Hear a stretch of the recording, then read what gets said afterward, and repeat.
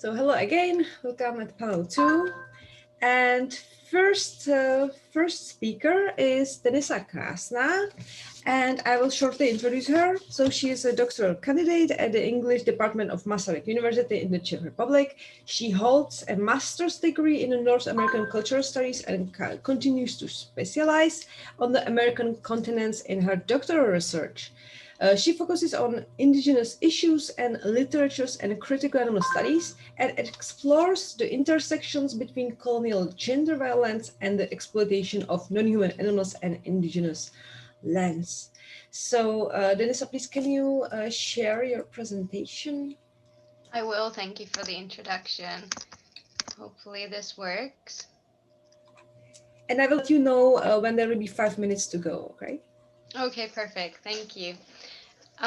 Okay, I'm ready to start. Thank you for the introduction and for accepting my paper. It's an honor to present here and to meet all of you guys. I just want to acknowledge my positionality before I start, as I'll be speaking about the Turtle Island, about indigenous issues, but I'm obviously a white European Czech non-indigenous scholar. So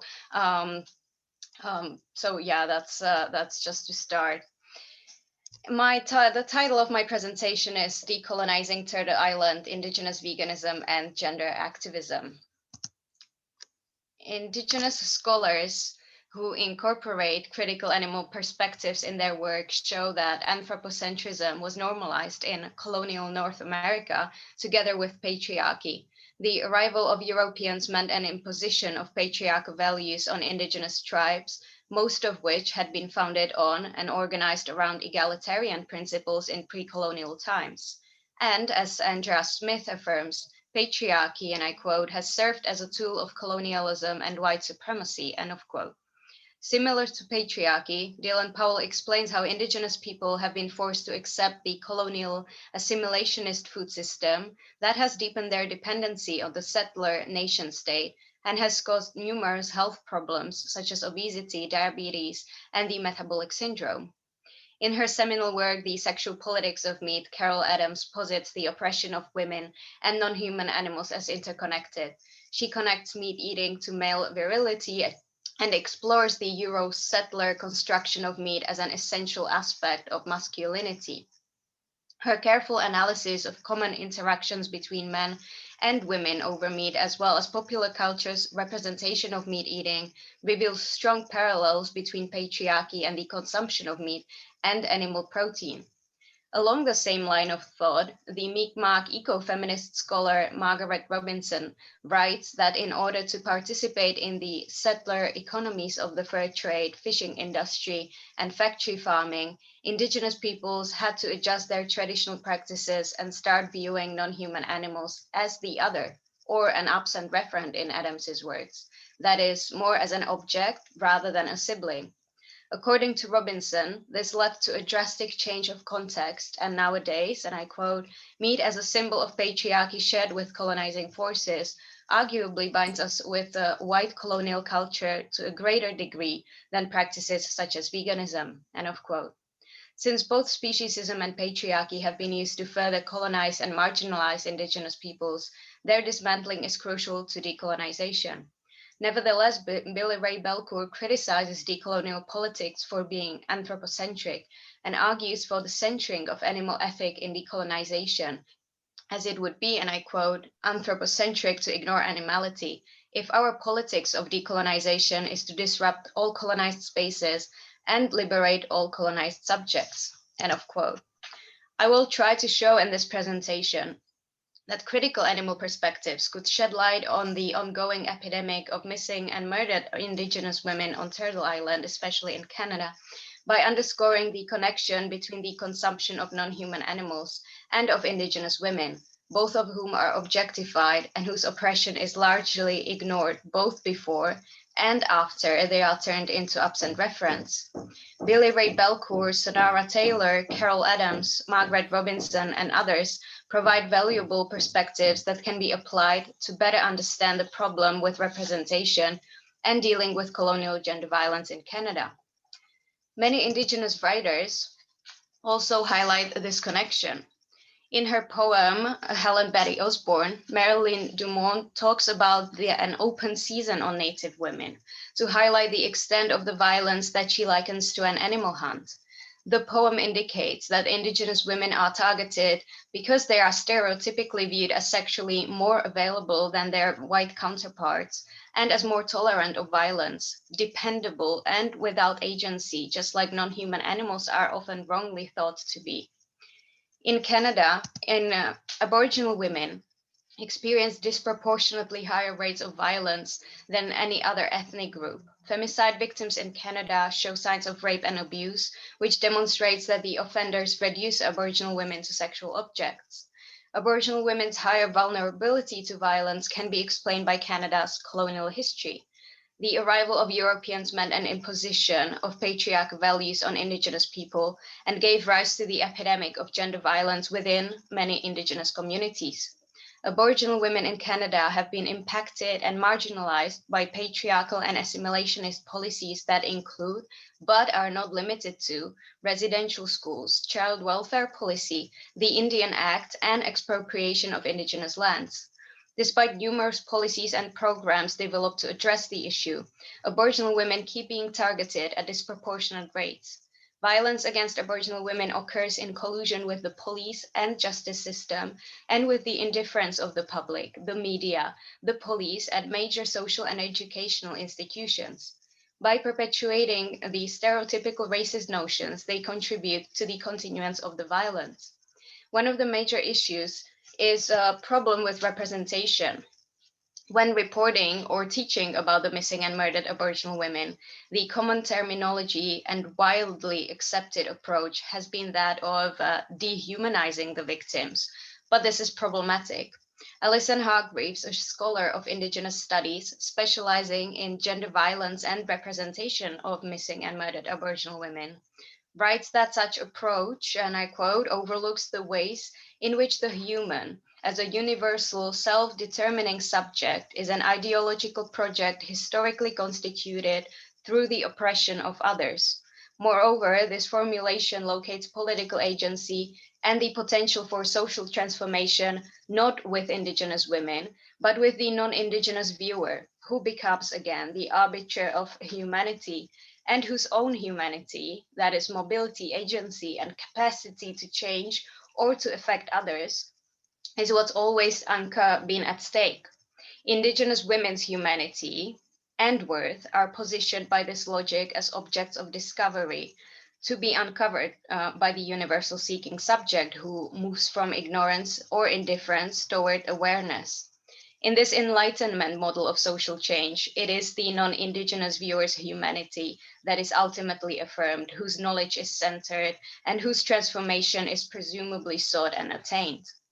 On the contrary, Indigenous research and storytelling methods and frameworks of knowledge, together with critical animal studies perspectives, do not try to humanize the victims, but rather debunk the whole human and animal divide, the animalizing discourse that sees the human as hierarchically above. Trying to humanize these women does not go to the root of the problem of their oppression and further perpetuates the hierarchical gendered colonial mindset that first got them there. Billy Ray Belcourt, another scholar, Indigenous scholar, proposes decolonial animal ethic to draw parallels between the colonization of Indigenous peoples and non-human animals. Employing Belcourt's theory to colonial gender violence unmasks the ways Indigenous women are confined to spaces of violence where they are rendered invisible.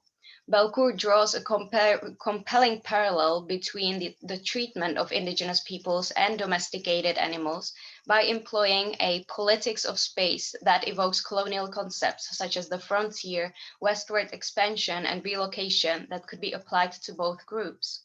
Like farm animals, Indigenous peoples have been historically confined to geographic spaces away from the settlers' eyes, hence rendered invisible.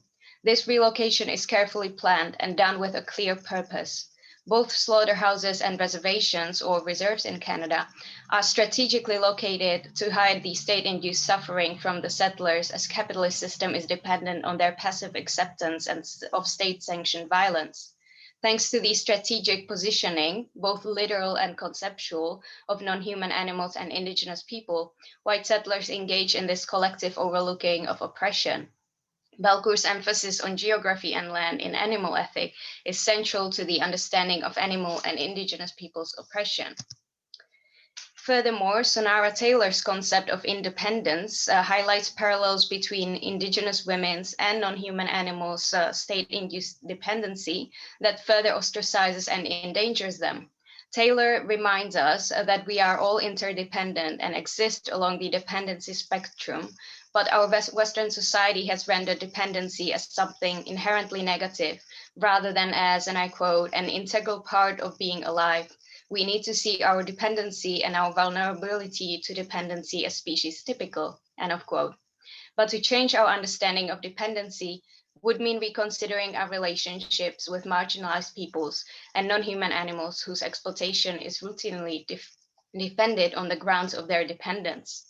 Where Taylor draws a compelling parallel between our treatment of domesticated animals and disabled people, the same connection can be made to the settler society's perception of and common narrative about indigenous people. As Taylor writes, and I quote, "Wild animals in these narratives are romanticized, presented as the independent, natural subjects that Western philosophers have so long idealized.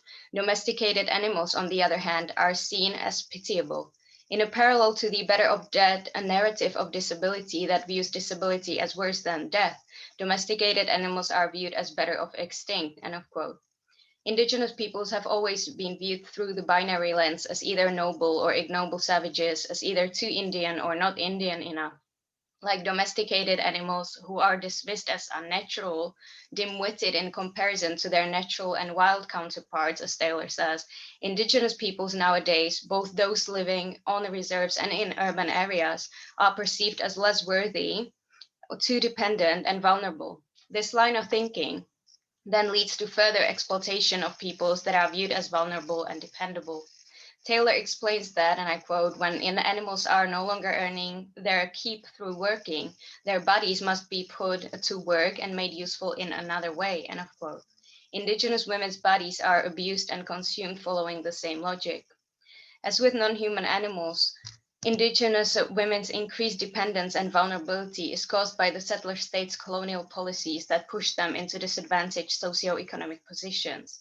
Male dominance was ratified in 1869 in Canada when the Canadian government passed the Indian Act that deprived all Aboriginal women who married outside of their tribe of their status, as well as all children born to an Indigenous woman and a non-native man. Women who were stripped of their status were forced to move out of their community, give up their land, and start a new life elsewhere. They lost their independence and they had to rely on their husbands.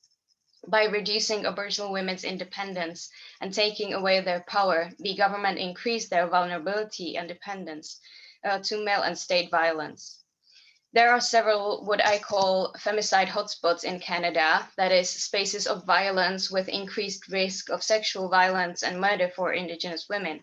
One of these areas is the so-called Highway of Tears, which is a long stretch of Highway 16 in northern British Columbia that received its nickname after a number of murders and disappearances had occurred there.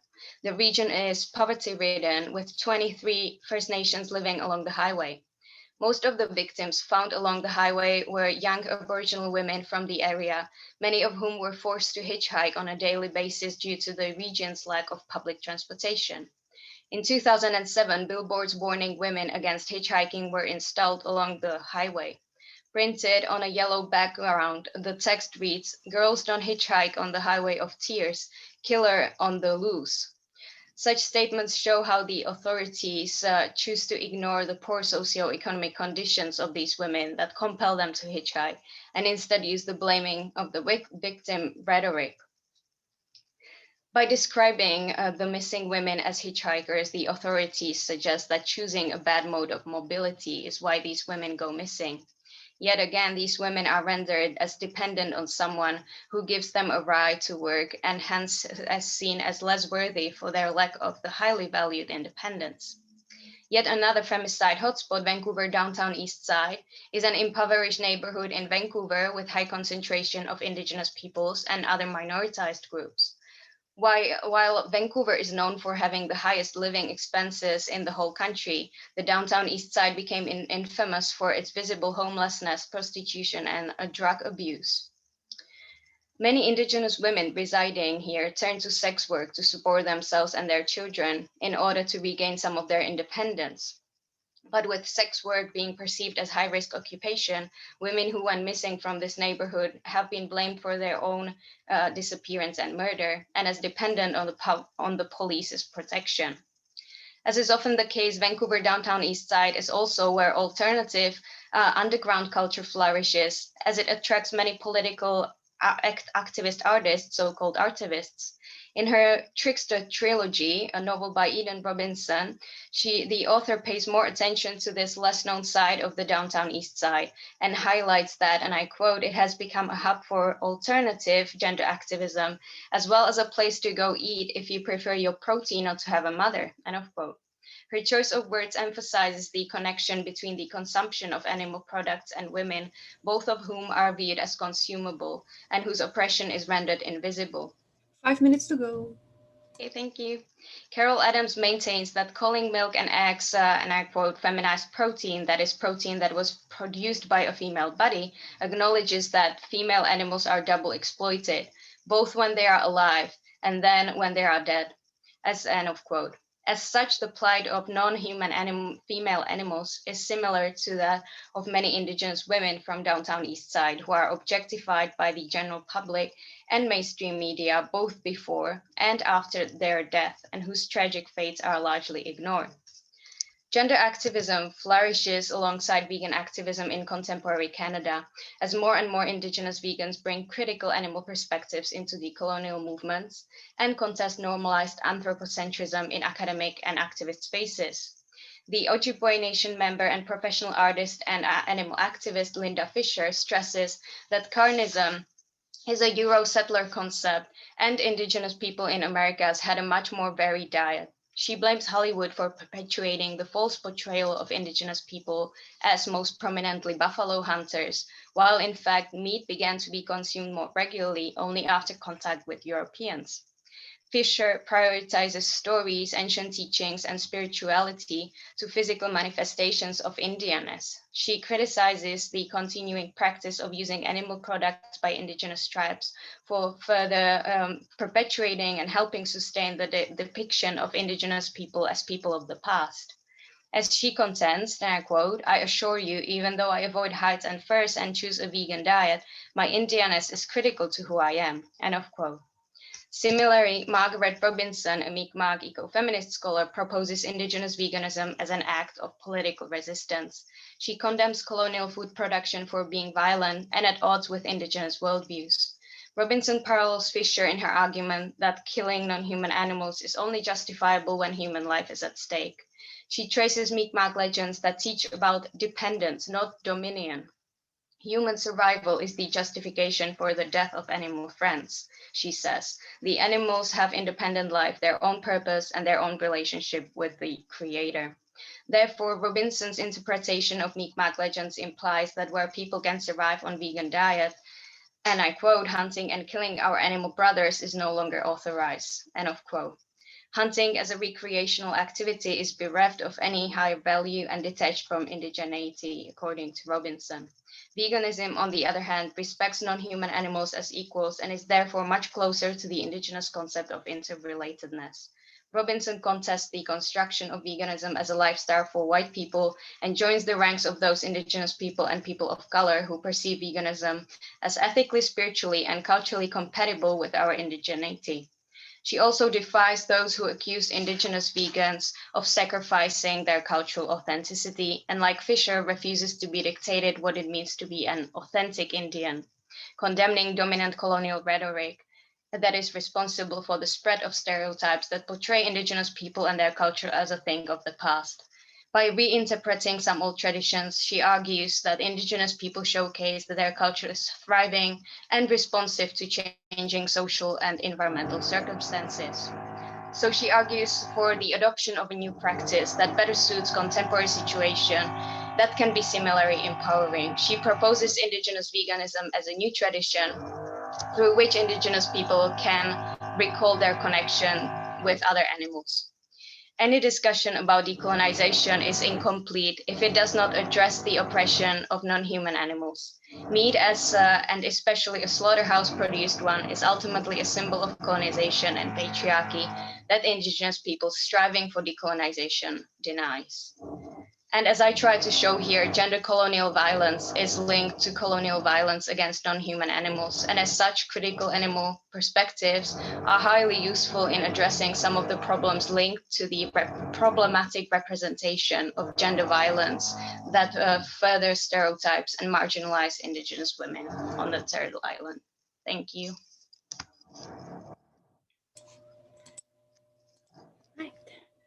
Thank you very much. So please leave the questions for the end. And now our second speaker is Esther Salomon, with the title Story, Strategy, and Social Movement Organizing. So Esther Salomon's work primarily focuses on social movement theory and movement building. She became a full-time member of Animal Rebellion and helped kickstart the organization in June 2019.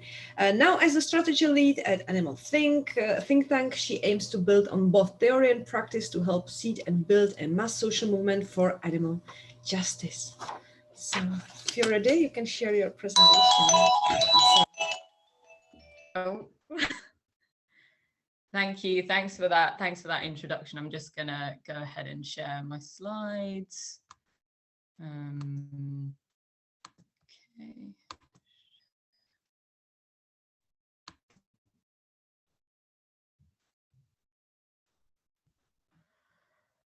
Sorry, it's taking a second.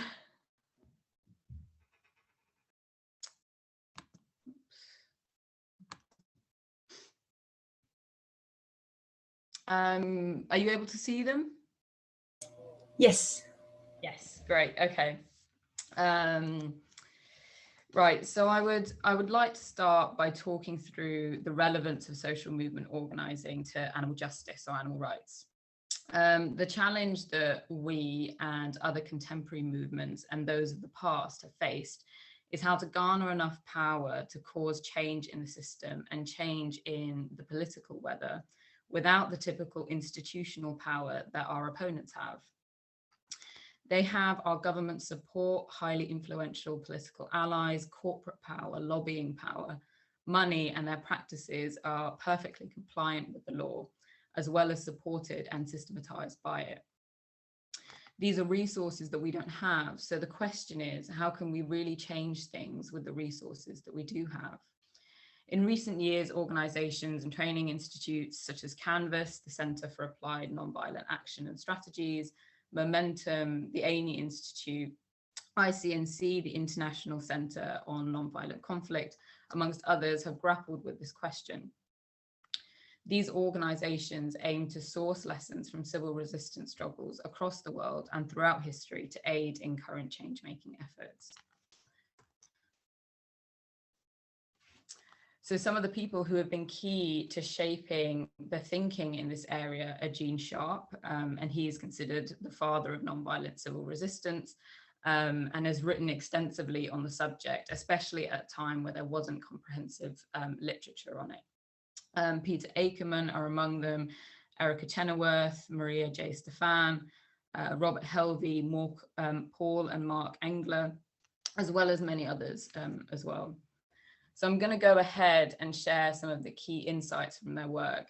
And I want to make the point here that this area of work has resulted in better informed activism, especially in its strategy and narrative and messaging, as well as its governance and structure as well. So this is what we want to see, well-informed and strategic activism, and a lot of it. So creating this relies on good praxis or theory and practice put together. And this is true also for individual movements as well. So for example, how many people have contributed to the body of feminist theory and writing? So what movements do is they take these ideas and they help to make them common sense and a part of public discourse. So creating avenues of communication between these fields is really essential. So on the foundations of civil resistance. So as I mentioned a few moments ago, we don't have the same institutional power as our opponents. And the challenge is to understand what the source of our power is and how to really capitalize on it. And this relies on the theory of power that we all hold. And generally, we're conditioned to believe that power operates in this model, and that's the model on my left. So power is concentrated at the top of a hierarchy and is exercised at the top over everybody else. And obviously we see this dynamic everywhere from schools and workplaces to entire governments and economic structures. But civil resistance and the body of that work and non-cooperation suggests that it's our cooperation with the system, our submission to its beliefs, and our refusal to intervene in it that is actually keeping it alive. And this sounds simple, but what does it actually mean? It means that our real power is in organized and active people en masse. So that's highlighted by the model on my right. So using this lens, we realize that each person is a potential source of political power. So empowerment and leadership development is the essential work of a movement. People need to see themselves as agents in their own society and not just as subjects. So we need to stop ourselves from falling into the trap of obtaining the kinds of power that are most useful to our opponents from the position that they're standing in. Previous movements have worked to organize people, their relationships, their bodies, commitment, and willingness to sacrifice. And these are our most prominent sources of power in creating change. So I want to cover as well what movements are actually made up of. And generally it's hard to know what we mean when we say movement. So Mario Dani, a sociologist and political scientist who has developed a theory on social movements, and collective action, defines a movement as a network of informal interactions between a plurality of individuals, groups, and or organizations engaged in political or cultural conflict on the basis of a shared collective identity. So movements are made up of a multitude of different organizations of different sizes and structures and cultures who each have their own intentions and goals, but are all in some way a unit of power because they're organizing a certain section of society and a certain layer of society. It's well understood that no one organization or one person alone creates change. The key is to have a multitude of strategies working together and attacking and transforming the issue from many different angles. And this is what a plurality of organizations achieves.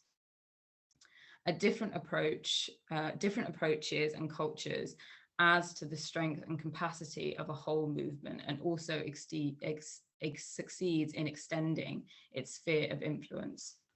The accumulation of many actions over time with their ripple effects eventually results in change, and this is very much a non-linear process. From this bird's eye view, we can reflect upon how different, seemingly opposing strategies can actually work to complement each other. And one of the defining factors of successful movements has been the health of their whole ecologies. So historically, people-powered movements that are able to cause a critical level of disruption to the system, so that's one aspect, transform people's ideas around justice and morality, and lay the groundwork for the future, have succeeded in creating change. So that's creating a critical level of disruption to the system, transforming people's ideas around justice and morality, and laying the groundwork for the future, and that includes constructive work. So those are those three aspects. So in a movement's collection of approaches and strategies, all of which are important, I want to explore one particular one, which is mass disruption and civil resistance. So mass sustained civil resistance is one of the ways that we can exercise our power. And that's the power that we garner through people, organization, and structures. So I'm going to use the examples of Black Lives Matter, Extinction Rebellion, and Hong Kong, mainly because they're such recent examples that we can work with. But the techniques that I'm going to talk about have been applied in many different contexts and geographies to tackle different issues throughout history. But it's considered, however, that these techniques were codified into a coherent theory and practice through Gandhi and his experiments during the struggle for India's independence. So if you think of these protests, you'll notice that they are disruptive economically, politically, and socially. They might halt business as usual, cause economic damage for their target, and they are challenging society's commonly held beliefs. The examples of the tactics that they might use would be things like strikes and sit-ins, blockades of roads or significant buildings, marches, occupations, spray painting, drama and performance, etc. So disruption to the status quo forces the public and institutions to pay attention to the issue. It creates a situation that the target can't ignore and is a demonstration of power. The opposition group shows that it has the capacity and bravery to make an intervention. The key is to creatively and maturely manage a conflict, to create and manage a conflict. And this is a core piece in the tradition of non-violence.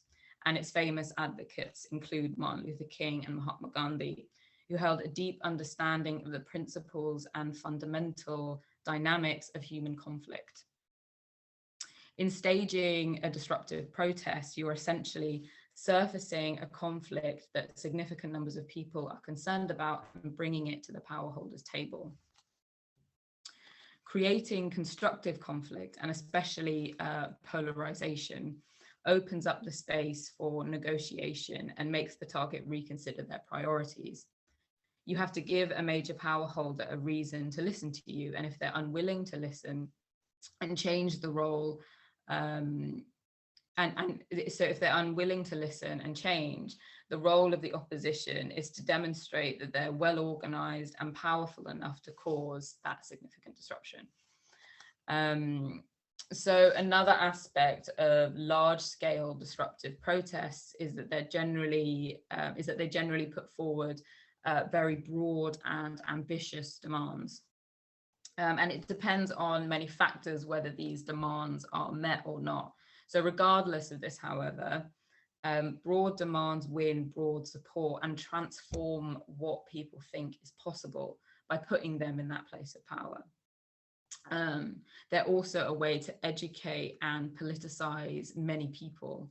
And this is key. So by targeting ambitious demands at powerful institutions, we also succeed in politicizing the issue. So the point that we want to make is that this is a societal problem, not just a personal one, and that it needs cooperation and system change to be resolved. So all these dynamics help to push the issue into the public consciousness. The aim is to win public support to your side and shift the Overton window.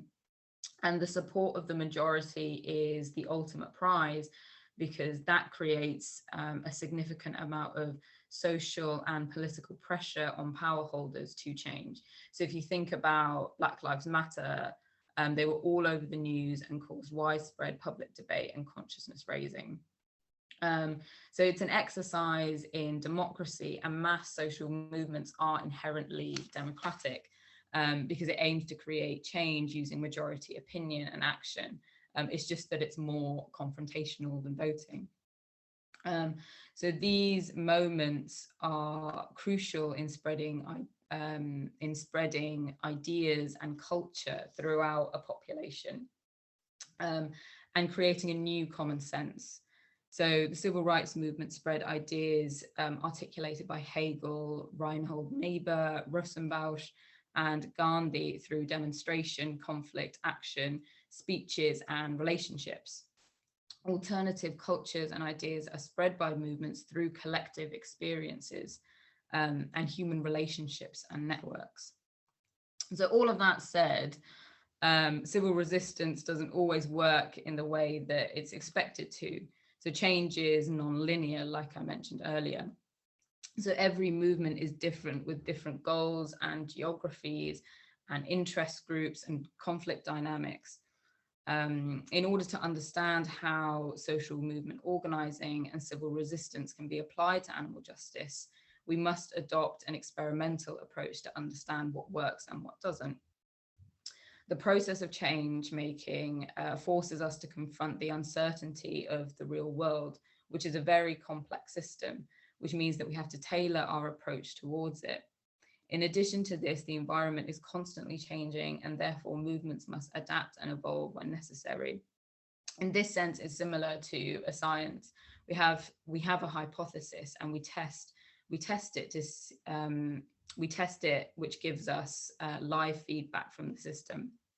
From there, we can adapt our experiments, carry out more, and improve and refine our strategies and techniques. And that's actually where I'd like to finish. So thank you everyone for listening to me, and I'll hand back actually.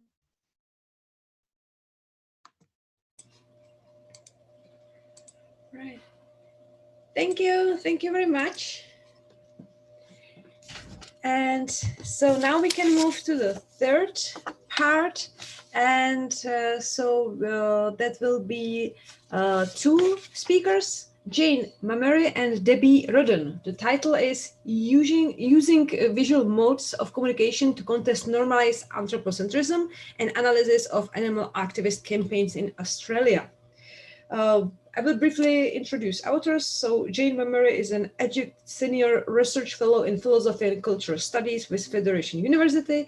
Her research explores the ethical and political dimensions of everyday life and currently revolves around challenging neoliberal and anthropocentric assumptions to reorient value and identity construction as they are played out in the public sphere, activist action, and human-animal environmental relations. Debbie Rodan is an honorary associate professor in media and cultural studies at Edith Cowan University. Her current work specialized in digital media, focusing on activist use of digital culture in Australia, and has been published in various national and international academic journals. So if you're ready, you can share your presentations and you can start. Great, thank you. Is that coming through? Can anyone hear me? No? Yes? Yes. Okay, good. I'll just try and get the PowerPoint up. No. If I can. If you need any help, let me know to find the button or something. Yeah, I'm just having a small and excited struggle. Debbie, do you want to put the PowerPoint up through your screen? I'll try it right now. Thank you. I'm on a very bad computer with no video and nothing's working for me particularly well. So hopefully Debbie can share the PowerPoint and we can get started. Let's see if this will.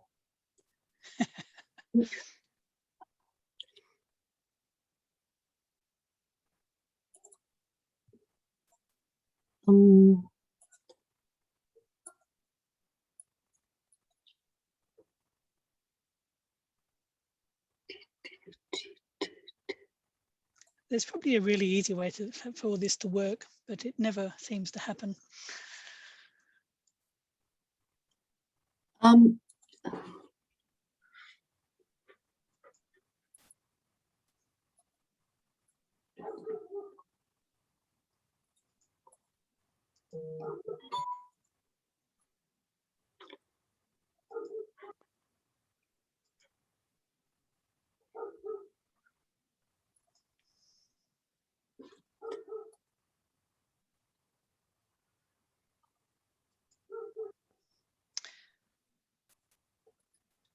Have I got mine up?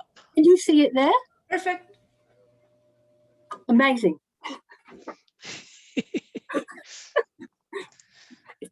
Crikey. Okay, so I'm assuming one of us has got something up which is going to work, which is good.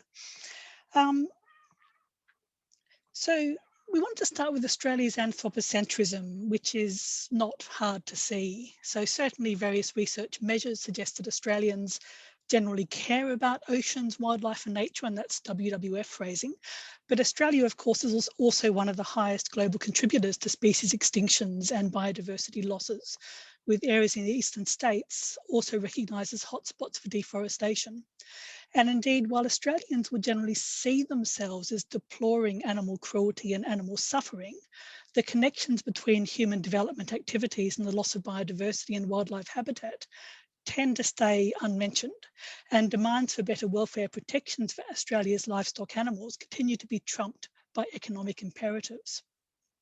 It's this ingrained anthropocentrism that also sees instances of extreme animal cruelty and suffering dismissed as one-off and isolated instances rather than recognised as indicators of systemic cruelty and injustice.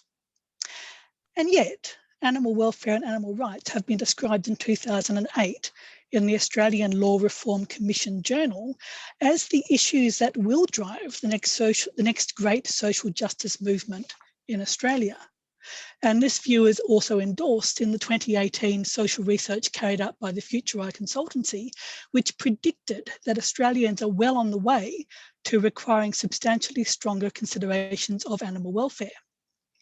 So far, however, while there are certainly a substantial number of initiatives in Australia that would align with a new social justice movement based around the better protection of animal welfare, many of these are localised and hence piecemeal in their effects, or are still bogged down in accusations of extremism, faddism, general unreasonableness, and even un-Australianness, as well as by how our comfortable anthropocentrism continues to blinker our understanding of possible relations with the members of other species.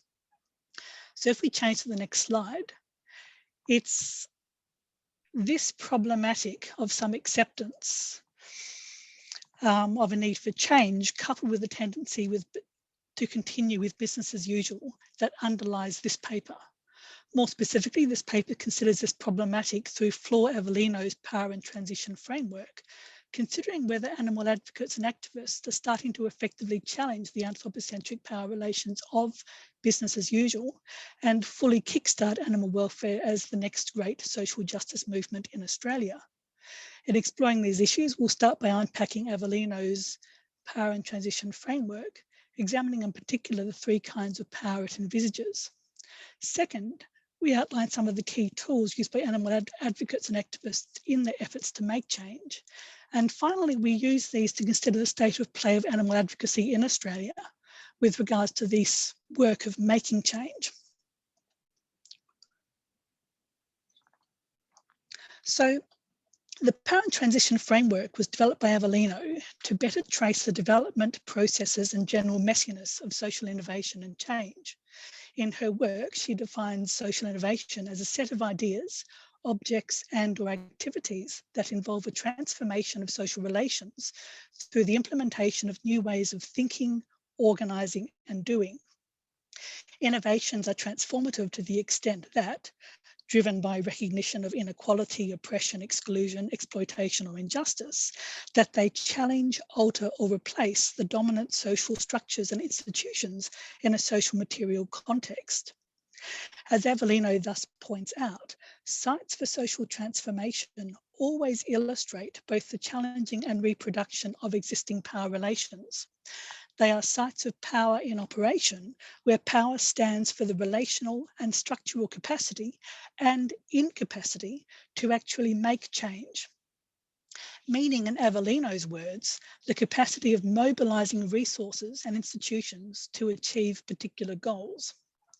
And Avellino stresses the point that resources can be persons, assets, materials, or capital, that they can be human, mental, monetary, artifactual, as well as natural. So in her thinking about social innovation and transformation, Avellino describes such work as involving the interactions of existing regimes with what she calls niche actors and groups, which are the ones calling for change. She argues that regimes and niches generally exercise different kinds of power. Regimes are focused on reinforcing existing models of resource distribution and thus on reinforcing existing structures and institutions, while niches are focused on developing new resources with which to leverage change. What she calls niche regimes, meaning niches or change movements that have developed enough new resources and gained enough support and leverage to challenge an incumbent regime, these are focused on developing new structures and institutions. In this typology of power, regimes exercise reinforcive power, niches innovative power, and niche regimes exercise what Avellino calls transformative power. This meaning the ability to transform the distribution of resources and hence usher in new structures and institutions, a new regime.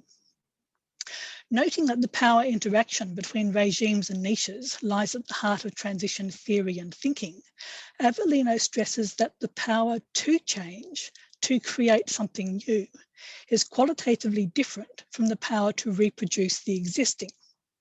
She also makes the point, however, that these different types of power can interact in diverse ways. The exercise of innovative power can, for instance, work in building new resources as hoped for, but these can also be co-opted to reinforce certain elements of an existing regime. Now, animal advocacy and activism is clearly niche in Australia, in Avellino's understanding, with all such groups striving to build resources with which to leverage change in the face of an entrenched anthropocentric regime.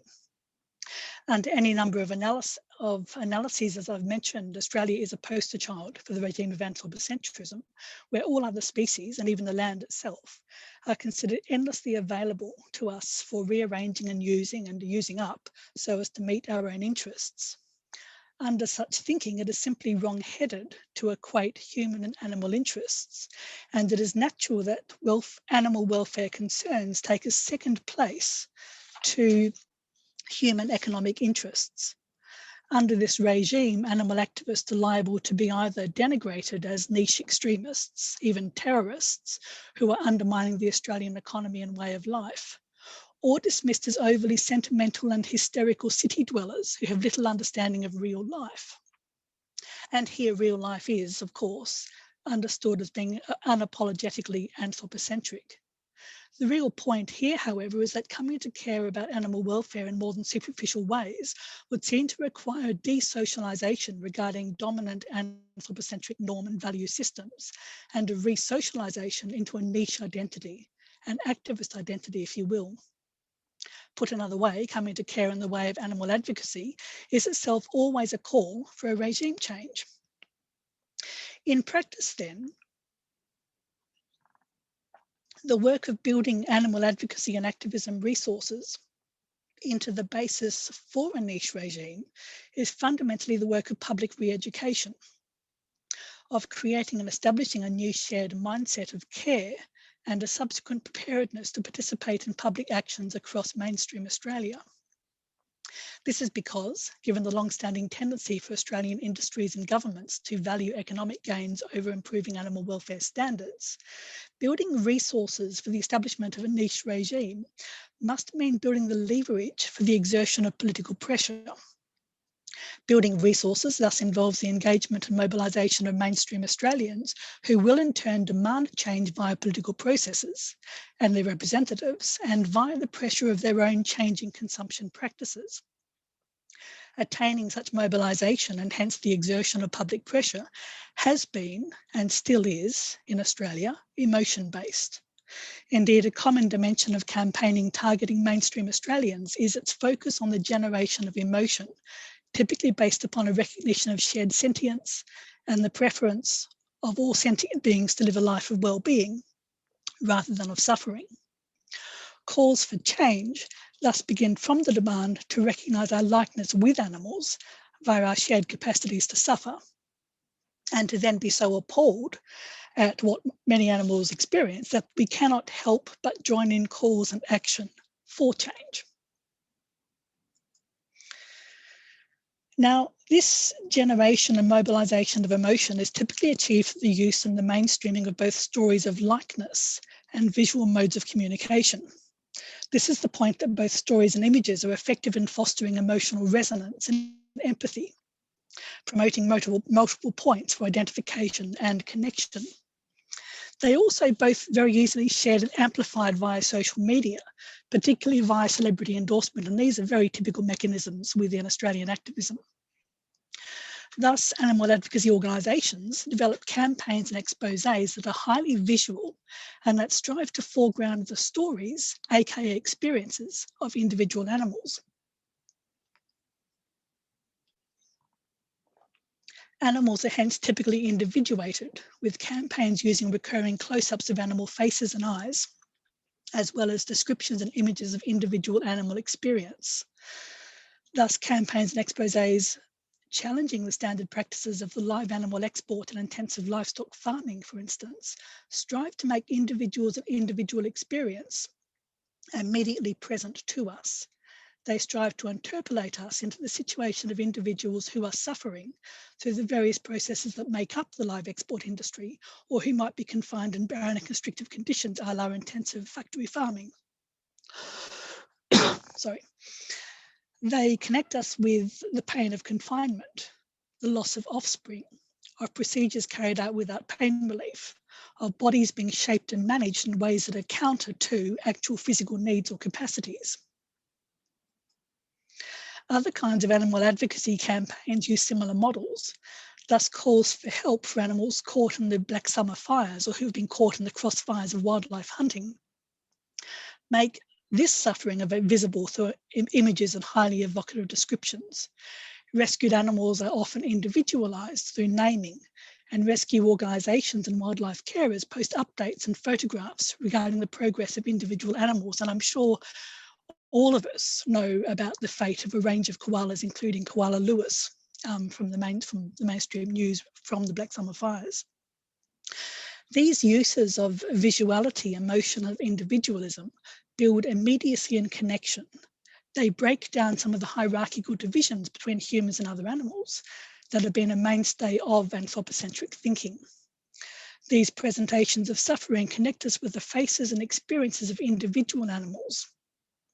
They help us identify with animal experience and make it harder for us to turn away and continue to dismiss animal suffering as an unpleasant but necessary part of contemporary Australian life. Now, as we've said, the challenge for animal advocates and activists in Australia is very much one of contesting a very well-entrenched regime, of contesting the foregrounding of the economy over animal welfare. As noted, work toward this has primarily involved judiciously curating images and individualised and emotive stories of animal experience to build a new mindset of care in mainstream Australians that fosters action and builds leverage.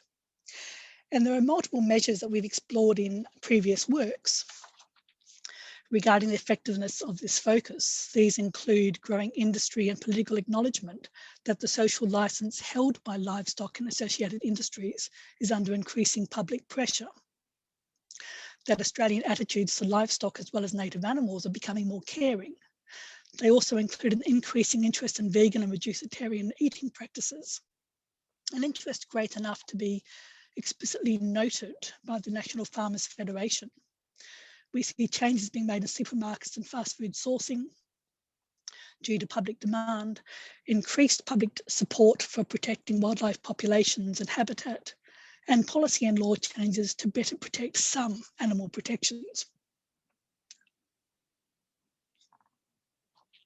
When we think about all of this in terms of Avellino's power and transition model, what stands out is that both these presentations of individualised animal experience and the creation of a new mindset of care comprise new resources with which are already going head to head with the values of the existing anthropocentric regime.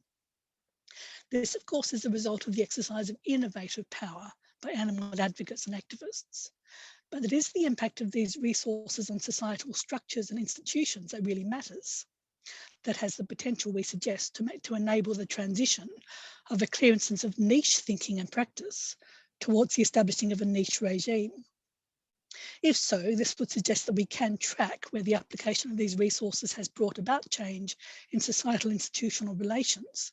For instance, if we go back to Evelino's point that social change involves a transformation of social and institutional relations by the implementation of new ways of thinking, organising, doing, then a consideration of the transformative potential of animal advocacy and activism in Australia might look something like this. 5 minutes ago. Thank you, with ambitions or sort of, the future points marked in red. We're not fully there, but when you put everything together, there's some interesting shifts happening. Now, we're still thinking through a range of these issues, and this paper is very early days for us in engaging this model, for instance. But we did want to stress again that these points of transformation are being fundamentally built from the exercise of visual and emotive communication. It's the mainstream distribution and redistribution of carefully curated, emotionally evocative images and descriptions of animals caught in systemic or overwhelming instances of suffering, whether industry, fire or habitat loss, that seems to be pushing the demand and preparedness for change from a niche activity into mainstream experience.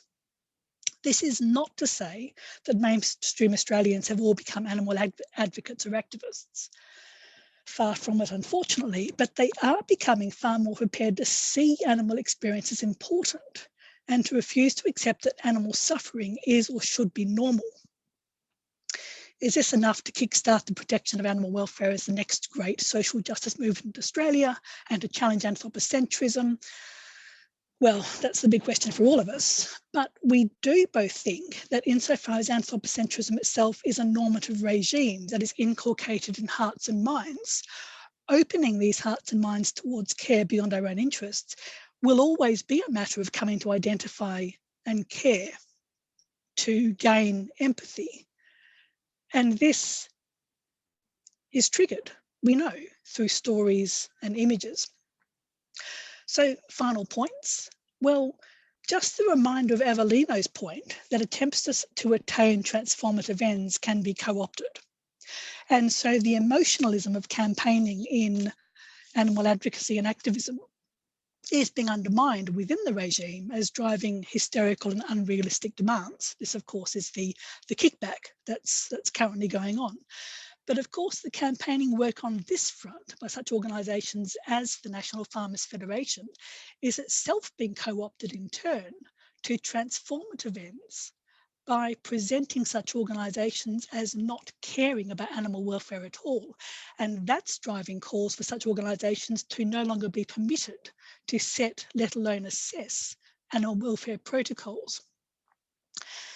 We've got a lot of examples in this space, but I think we're very much out of time.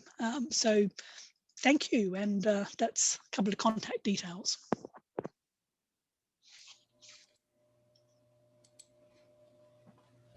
Thank you very much for wonderful presentations.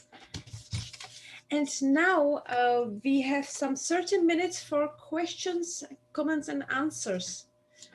So if you have any question, please raise your hand by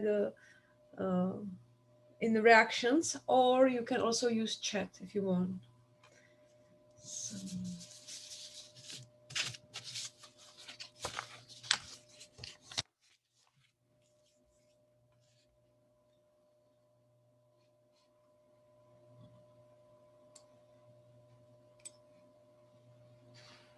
Or you can just start your microphone and start speaking, because there are probably not too many questions.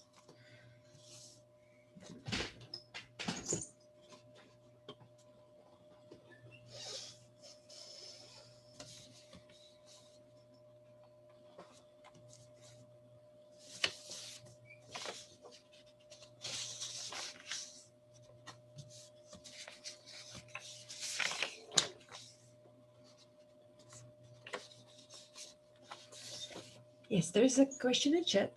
I had a question for Denisa. I was wondering what individual non-theorist indigenous people thought about animal comparisons. Do they push back against those metaphors?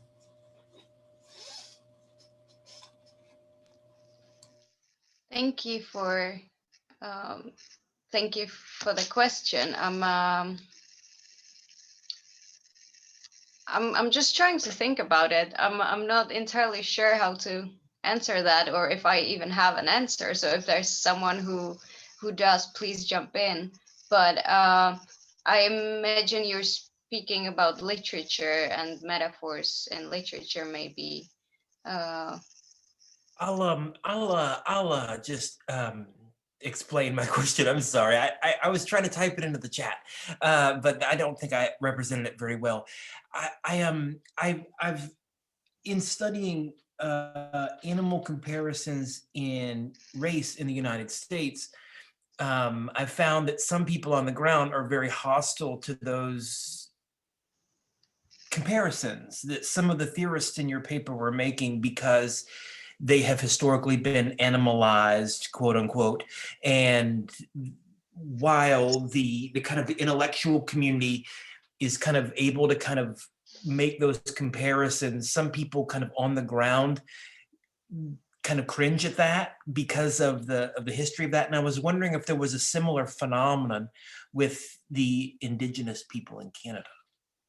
Okay, yes, I now I understand the question. I think you're referring also to AFCO and others who speak about these issues. But I think as in racial studies, in critical racial studies and animal studies, as AFCO and Breeze Harper also, as they speak about adopting the animalizing discourse and rather looking at the roots of how the animalizing discourse has been used. I think that's the tendency that I view in and I read in Indigenous studies. So not really. So I'm not sure about individual non-theorist Indigenous people or theorist Indigenous people who push against those metaphors, but I'm sure there's many. I just can't think of any right now, and especially not in the theoretical circles, as there's more broadly, I think, more generally, there's discussions about how this has been used. But the root of how it's been used and why it's been used. So kind of debunking the hierarchy, and also the fact that this animalizing discourse is rooted in the concept that a human is somehow above animal, etc. So kind of, so that, yeah, I don't know if that answers your question, but. That's great, thank you. Thank you.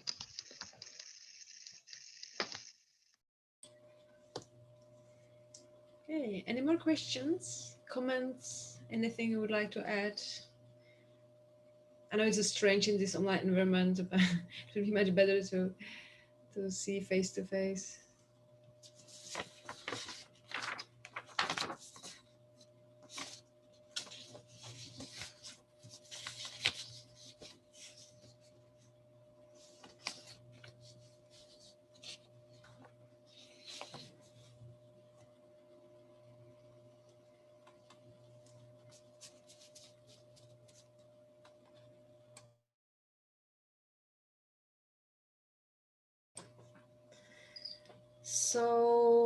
So nobody has a question, that's for sure.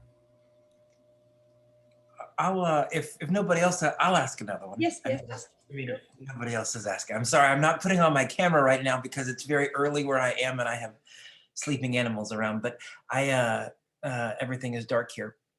But it seems like Esther and Jane's papers had a lot in common. It seems like the way that Esther was describing organizing models seemed to fit very nicely with the way those stories were being told in Australia.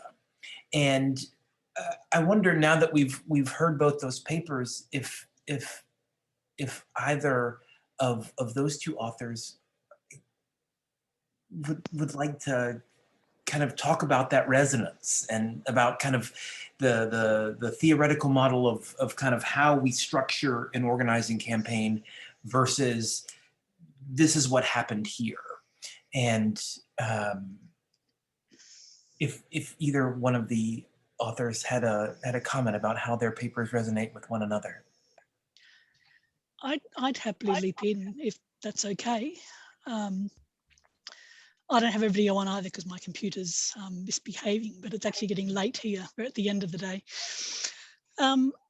I saw the resonance as well. And in fact, Debbie and I started a while back in thinking these issues through with, again, looking at the bigger issues, well, not bigger, but that notion about mobilizing protest campaigns and so forth. But in Australia, at least, we have a recent history where protest activity gets dismissed very, very fast under political frameworks. So big, and I'm talking, you know, massive direct action protests written off as being mob activity by our Prime Minister from a few years back, Mrs. Howard. And unfortunately, any protest activity since then has actually again been dismissed under political circles. So the standard democratic activism model is not working here. So Animals Australia, who are very well known, particularly in the eastern states, massive animal welfare body, very deliberately started their campaign work of hitting mainstream Australians through emotion, through sentiment. And all of their campaigns have been targeted this way very strongly. And we're seeing this then picked up in other campaigning spaces. They're very deliberately targeting in a slightly different way. They've given up, if you like, on talking directly to political leaders. They're looking to build consumer pressure. So they're aiming mainstream. They're not aiming with strong messages. They're aiming for reducitarian messages. And they're gaining impact this way. And we've been quite interested in watching this over the last years, watching them building outrage over extreme instances, but offering moderate responses, I suppose, or moderate actions, and tying potential actions to consumer activity, I suppose. Not trying to get big protests, although looking to get enough public leverage to push directly on, for instance, supermarket chains and other kinds of outlets. So it's a very, very deliberate kind of set of activities going on. That's my first 10 cents worth. I can add to that as well.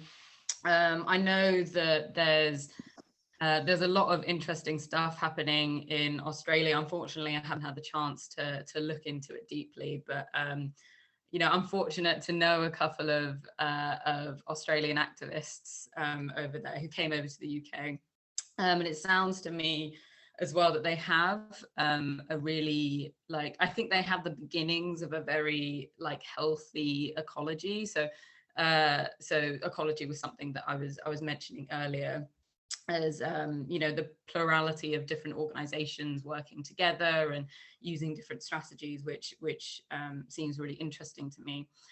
In terms of mass protest and disruption, it's very unlikely that you know, they're going to be received well by everybody, and it ties into the dynamic of polarization that I was talking about earlier. So if I'm going to use an example from history, the lunch counter sit-ins from the civil rights movement, if anyone knows about those, they were not received well at all by by large members of the community, and you know, they were dismissed as troublemakers, and you know, all sorts of really awful stuff.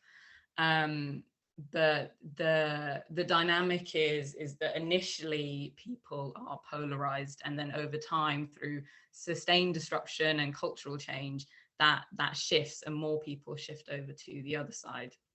And I think also an important thing to recognize is that, yeah, some people get really offended and upset, but some people are really galvanized by it as well, and seek to join the movement and add to its capacity. Yeah, so I think that's one of the important things, and the real aim is you know, targeting like public opinion and shifting public opinion, which creates the space for more, you know, concrete changes and institutional change and things like that.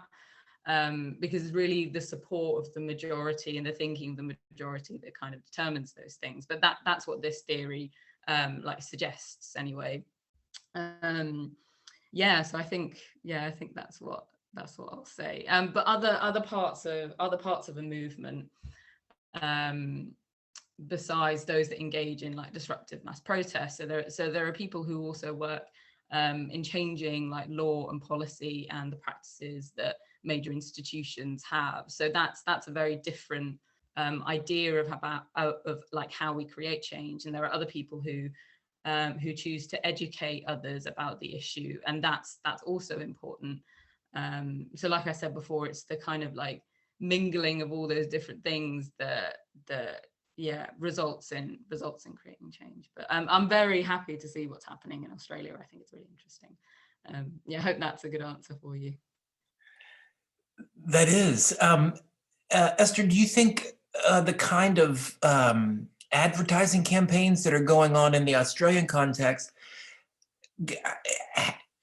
have any hope without the kind of organizing that you described in your paper about the various models of organizing?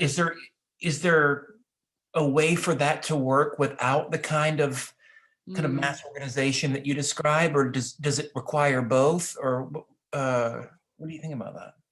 Yeah, that's a really interesting question. So I mean, I have my own opinion about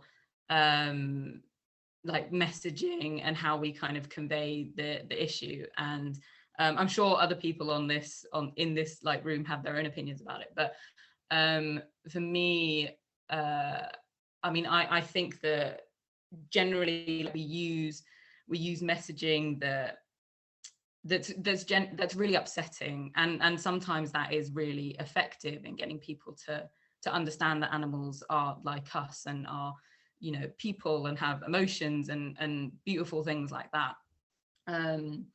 But generally it's yeah, it is upsetting. It's traumatic stuff, and I'm of the opinion that messages about like love and connection and the fact that we as human beings, it's part of being human to connect with other animals and to see them as part of our society, and you know, putting forward a vision of what the world could be like and look like with animals in it, especially in a way that, you know, it's articulated in a way that everybody can understand. Like, I think messages like that, which I don't think have been tested as much as the alternative ones, are a lot more powerful. But in terms of yeah, I think it's a combination of both. I think it's having a vision and a story and a narrative that's compelling and that works, and that is positive and talks about what we do want and not just what we don't want, as well as yeah, organized and active people, which result in having a powerful movement behind that vision and narrative. I think is the right way to go. In my opinion. Yeah. Thanks so much. Can I say something on the media in Australia, if I may comment in relation to what Esther was saying? It struck me as well that there are particular media programs, I mean, apart from the public broadcast on the Australian Broadcasting Television, which has a Four Corners program which reaches many people and has shown many examples of treatment of animals in live export, greyhound racing and duck shooting. There's also a commercial program called 60 Minutes, which has done a lot of advocacy on animals treatment as well, particularly in the sheep that were shipped to the Middle East in the very hot weather, and many died because they couldn't get to food and water. So there is kind of allies as well in particular kinds of media, as apart from the kind of circulation on social media. So there's like 200 little small animal activist organisations in Australia, and probably about 4 major ones. So in terms of campaigning, being able to really mobilise the smaller groups who can actually start to network more is quite a valuable thing. And this can be done through mainstream media programs. Obviously, what happens is there's a great outcry after the program's shown, but unfortunately this does tend to die down after a while because people move on to something else that's traumatic or happening. But even so, you can replay those media messages over and over again. If I can leap in as well, do you remember, Debbie, a little while back, a few years back, there was an attempt to build an animal justice app, which would actually allow all animal activist organisations to advertise through each other all of their protest activities, any events and so forth that's going on, to actually build sort of conjoined audiences, I suppose, at a range of events. It was looking, I actually forgotten what it was called, but it was looking extremely positive. It got launched with a huge amount of hoo-ha and so forth. And then unfortunately it fell in a heap because the organisations weren't so happy to share their publics as much as the initial dream had been. But I think it was a very interesting initiative to see that was very deliberately aiming to bring organisational publics together to commit together on particular actions or particular protest activities. We just haven't quite seen the second iteration of it come through as yet. Yes, it was a great idea, really fantastic idea, but yeah, we just haven't made that move.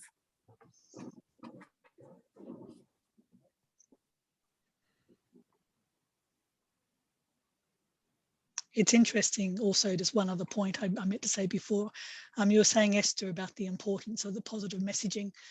And there's been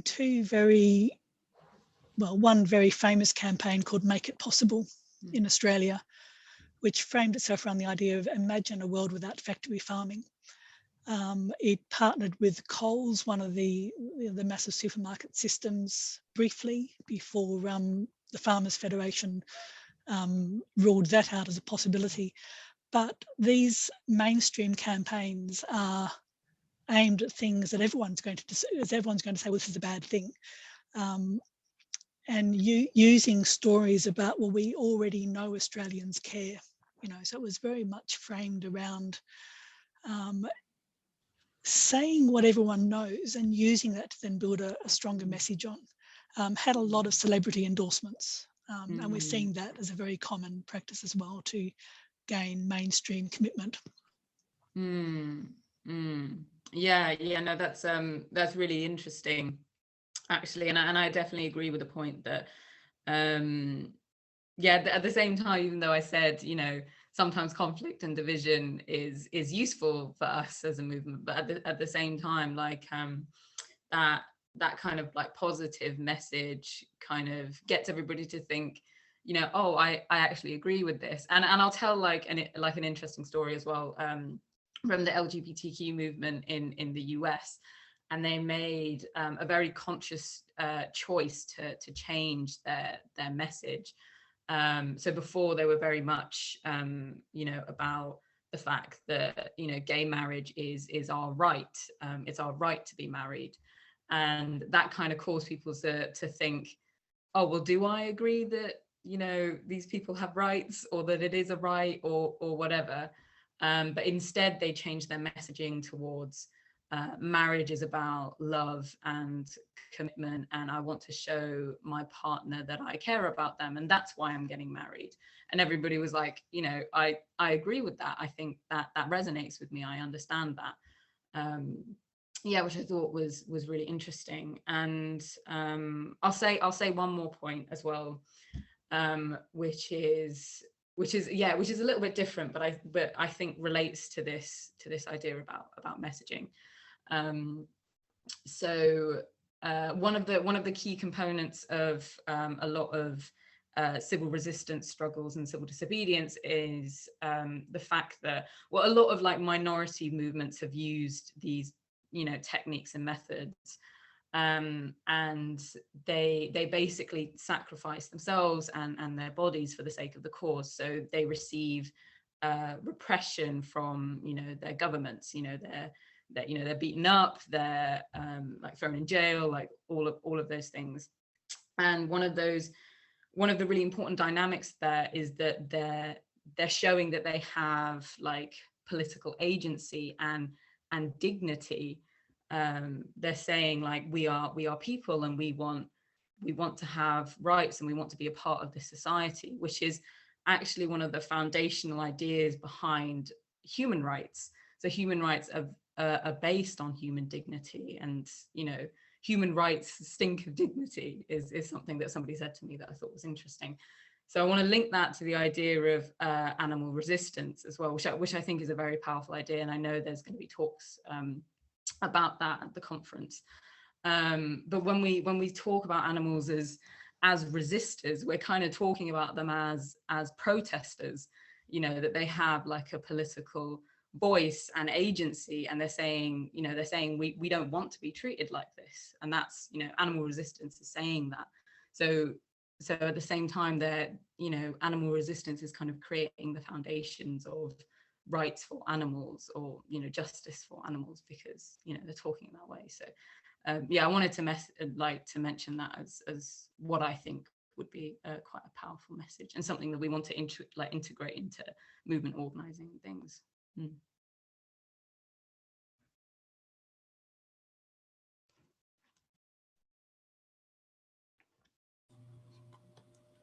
Right.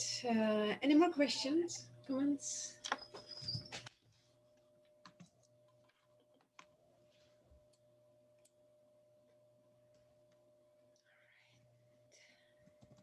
So thank you very much for wonderful presentations and also wonderful discussion. And now I think we will have 30 minutes and something break, and the conference will continue 12:30. Right, so see you later.